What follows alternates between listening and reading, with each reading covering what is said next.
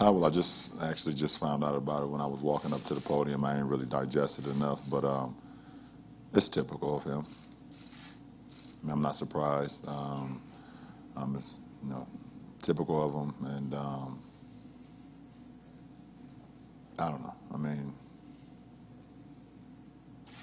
I know no matter who wins this series, no one wants to invite anyway, so it won't be Golden State or Cleveland going.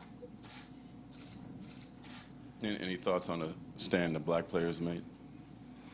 Well, I mean, listen, we have a lot of freedom in our country, and guys, men or female, have the right to do what they want to do, in a very respectful manner. And I think if they decided they don't want to go, then they have the right.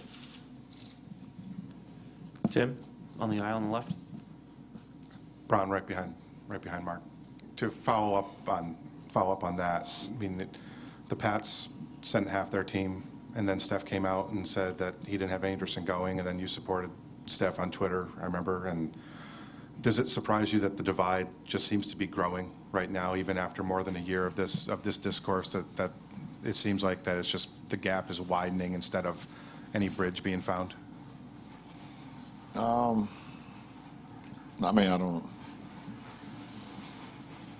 I think as long as he's in office, then the communication and things like that is going to continue to happen.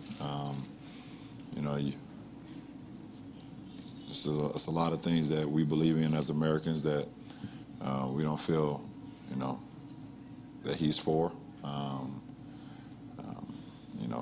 It's a lot of people that believe that that he's not for the people, or doing things that's right by the people. That's not surprising, hearing the news today with the Eagles. But I think more importantly, we shouldn't, as Americans and people, especially people in Philadelphia, shouldn't let, that news take away from what that unbelievable team did and accomplished, what all those players did to sacrifice throughout each and every Sunday, going out and playing, the style of football that they played, and winning a Super Bowl the way they won it. Let's not let that accomplishment, things that you will, have for the rest of your life. People will always call you a champion for the rest of your life. Let's not let, someone uninviting you to their house take away from that moment, because I think the championship of winning a Super Bowl, or winning a Stanley Cup, or winning a World Series, or winning an NBA championship, or a national championship, is way bigger than getting invited to the White House, especially with him in there, in my opinion. Rachel up front. Just one more layer on that. LeBron, the Minnesota Lynx won the WNBA title this year, and great series, great final game. They didn't even get an invite. You've always been really supportive of the WNBA and women's basketball. What did you think of that? And I think it's laughable at this point. You always hear her saying, you just laugh and stop you from crying.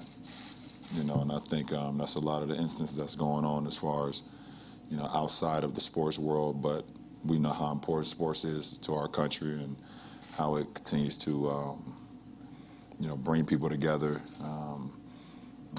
excite people, make people talk about it, no matter if it's here on this stage here, but on the streets, or on the bus, in the barbershops, and coffee shops, or wherever the case may be. We know sports is so big, and because it's able to captivate people and bring people together. So, for them not to even be invited, playing our beautiful game of basketball, no matter if it's the WNBA or the NBA, or if it's little leagues or high school, or whatever the case may be, it's basketball. It's our beautiful game, and those women, those girls, they're unbelievable at doing it. I think it's laughable, in my opinion.